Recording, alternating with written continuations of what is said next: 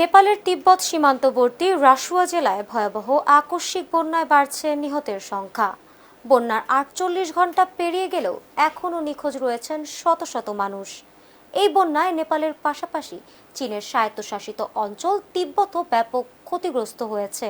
সেখানে অন্তত ৩০০রও অধিক মানুষ নিখোঁজ রয়েছেন। নিখোঁজদের সন্ধানে অভিযান অব্যাহত রাখার পাশাপাশি দুর্গত মানুষের জন্য প্রধানমন্ত্রীর ত্রাণ তহবিলে আর্থিক সহায়তার আহ্বান জানিয়েছে নেপাল সরকার। বিস্তারিত ডেস্ক রিপোর্টে।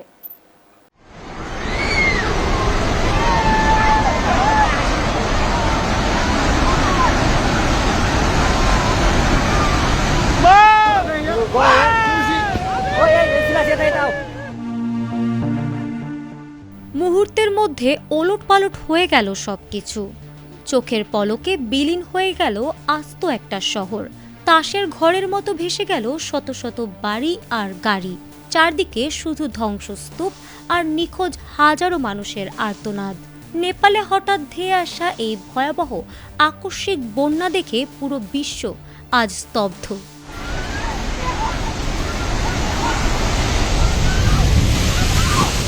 কোনো আগাম সতর্কবার্তা নেই কোনো ঝড় বৃষ্টি, অথচ মাত্র ৩০ মিনিটের মধ্যে উজান থেকে ধেয়ে এলো ৯০ ফুট উঁচু এক দানবীয় পানির দেয়াল।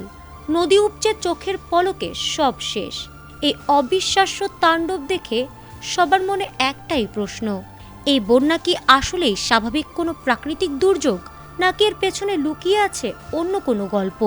এটি কি কোনো দেশের পূর্ব পরিকল্পিত হামলা, নাকি নেপাল ধ্বংসের পেছনে কাজ করছে অন্য কোনো অদৃশ্য মহাশক্তি?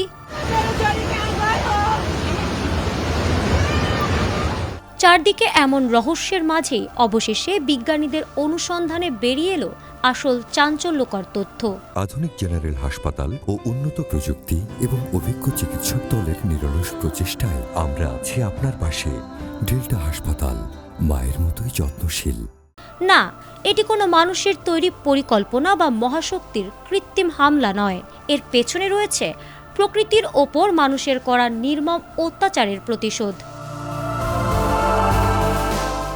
প্রাথমিকভাবে একে ৫.২ মাত্রার ভূমিকম্প মনে করা হলেও বিজ্ঞানীরা জানিয়েছেন বৈশ্বিক উষ্ণতা আর জলবায়ু পরিবর্তনের কারণে হিমালয়ের তাপমাত্রা আশঙ্কাজনকভাবে বাড়ছে। আর ঠিক এই কারণেই নেপাল চীন সীমান্তের লহেন্দে নদীর ওপর পর্বত থেকে এক বিশাল হিমবাহ ধসে পড়ে। বরফ আর পাথরের এই দানবীয় ধসের কারণে নদীর পানি মাত্র ৩০ মিনিটে ৩০ ফুট উঁচুতে উঠে যায় এবং এই মহাধ্বংসযজ্ঞ ঘটায়। প্রকৃতির এই রুদ্ররূপ আসলে মহাধ্বংসেরই এক চরম সংকেত।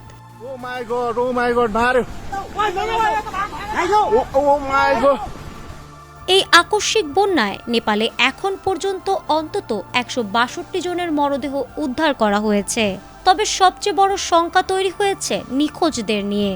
নেপাল ও তিব্বত মিলিয়ে প্রায় ৮০০র বেশি মানুষ এখনও নিখোঁজ, যার মধ্যে ৩ শতাধিক বিদেশি পর্যটকও রয়েছেন।